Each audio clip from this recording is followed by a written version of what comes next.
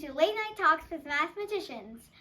Last night we got to meet Miss Hypatia, and later tomorrow we will get to meet Miss Catherine Johnson from NASA.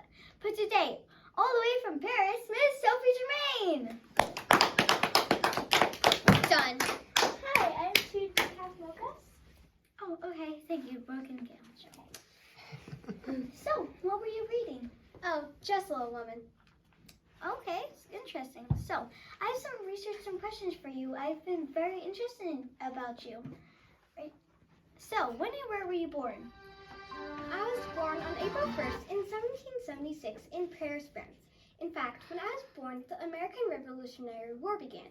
And just 13 years later, the French Revolution began. Wow, that really was a moment in time. So tell me, what was your siblings' parent? What was your siblings' names? I had a mother named Marie and a father named Ambrose. My father was a merchant and later became the director of the Bank of France. On the other hand, I had two siblings. My oldest sister's name was Martha and my younger sister's name was Angelique. Very interesting. So I'm guessing that you had a great education? Nope. Well, not exactly. I was homeschooled, but I wasn't taught math. One day, I was looking in my father's library and I came across a book about math. I thought it was better than some books.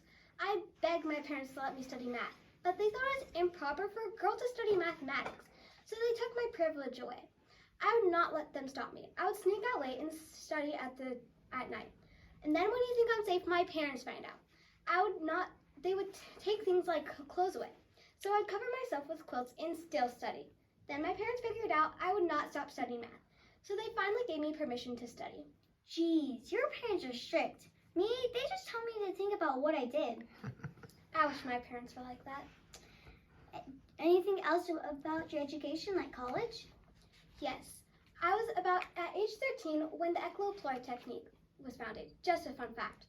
So I begged my parents to let me to go to the French Academy School, but it was a college only for men. So I used a fake name, Antoine Auguste Leblanc, so I could go into college. Lucky, I always wanted to have a fake name like Felicia. Anywho, who was your favorite professor? I was particularly interested in the studies of J.L. Langridge, so I submitted a paper of analysis to him. He was so impressed that he wanted to be my mentor.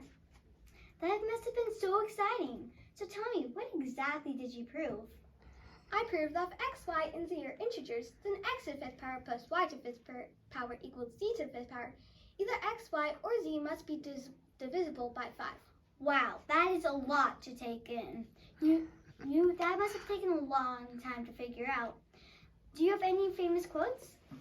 Yes, I had two. My first one is, it matters little who arrives first at the idea, but what is significant about it is how far the idea can go, and algebra is nothing but written geometry, and geometry is nothing but figured algebra.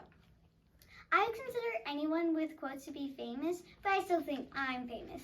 Now we will take a short break. You know that really cool kid who knows every single math fact? You could be that one kid who's smart and knows their facts. 4 lucky people will be called up today to answer a question. Hope you've been listening.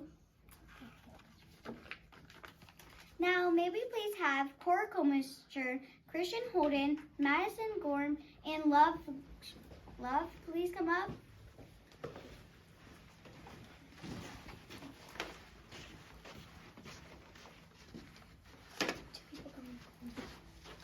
Oh, Court, can you please come up? So, when I ask you the question and the timer starts, you will buzz if you know the answer. Question is, there were 2 wars. Name the 2 wars.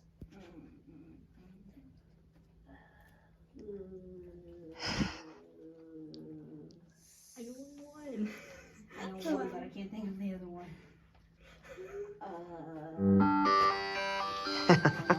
So that's alright. So since nobody got the answer correct, nobody is going to win the flashcards, but you all did a great job. The correct answer was the American Revolutionary War and the French Revolution. What a great way to advertise. That reminds me, come back later and you will get to see Catherine Johnson. I almost forgot the next question I was going to ask you. Were there any competitions you competed in? Yes, I competed in the French Academy's contest where you had to describe the underlying law. I entered in the competition 2 times, but was unable to win. I entered in the competition for the 3rd time and finally won. The Academy said I could receive an honorary degree. But I was feeling too ill to receive the award. They said I could receive it soon. Wow, you must be a very determined person to enter a competition 3 times. I could never do that. Do you mind if I ever ask you if you ever had a disease? No, I do not mind. But I did have a battle with breast cancer at age 55. That sounds nasty. I'm sure glad I don't have that. It sure was not fun. I cannot believe I've gone my whole life with not knowing anything about you. You know, I always wanted to be a mathematician. Why didn't you go into the math world? I guess I felt like I wanted to do interview more than work out a problem with no algorithm. I think that'd just be a tad bit hard. I mean, you have to start somewhere. Well, there we have it. Miss Sophie Germain. Please give her a round of applause. Thank you. I don't know how to ever express my gratitude. Thank you for watching on a night of world-changing mathematicians. I'm your reporter, Avery Macklin, and you've just seen Sophie Germain.